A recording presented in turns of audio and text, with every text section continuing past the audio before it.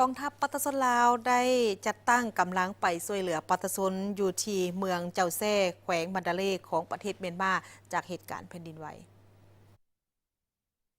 วันที่1 เมษายน 2025 นี้กำลังกองทัพปัตตานีลาวดำโดยทานพันเอกปรารถนาบุตติจักรของหัวหน้าห้องการกรมใหญ่เสนาธิการกองทัพคณะกรรมการคุ้มครองภัยพิบัติกระทรวงป้องกันประเทศหัวหน้ากองเสนาผู้ประสานงานคณะกรรมการคุ้มครองภัยพิบัติขั้นศูนย์กลางพร้อมด้วยคณะและกำลังรวมทั้งหมดจำนวน33สหายได้เดินทางมาถึงเมืองเจ้าแซ่แขวงมอนดาลีประเทศเมียนมาโดยการต้อนรับของทานกองเมียนนายเจ้าเมืองเจ้าแซ่พร้อมคณะและภาคส่วนที่เกี่ยวข้อง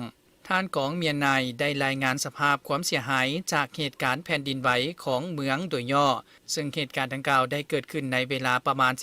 12:58 นาทีของวันที่28มีนาผ่านมาเวลาของประเทศเมียนมาซึ่งได้สร้างความเสียหายอย่างหนักหน่วงต่อชีวิตและทรัพย์สินของประชาชนชาวเมียนมาในนี้เฉพาะเมืองเจ้าแซ่มีประชากรทั้งหมด 251,233 คนได้รับผลกระทบ 2,356 คนถูกบาดเจ็บ 450 คนเสียชีวิต 172 คนมาฮอดปัจจุบันแมนสามารถกอบกู้ช่วยเหลือผู้บาดเจ็บและเสียชีวิตออกจากตึกอาคารถล่มได้สำเร็จ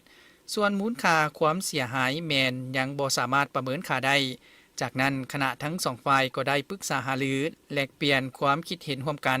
และลงกวดกาเบิงสถานที่ถูกผลกระทบตัวจริงเพื่อพร้อมกันค้นคว้ากวดกาเบิงความเปลี่ยนไปได้ในการเข้ากอบกู้และฟื้นฟูบรรดาตึกอาคารที่ได้แตกหักพังทลายอยู่ตามจุดต่างๆภายในเมืองนอกจากนี้คณะรับผิดชอบทั้งสองฝ่ายได้ลงประสานสมทบกับโรงหมอท้องถิ่นเพื่อกวดกาสถานที่บอนจัดวางกำลังทีมแพทย์ฉุกเฉินจากกองทัพปัตตานีลาวเข้าช่วยเหลือปินปัวผู้ที่ได้รับบาดเจ็บจากเหตุการณ์แผ่นดินไหวในครั้งนี้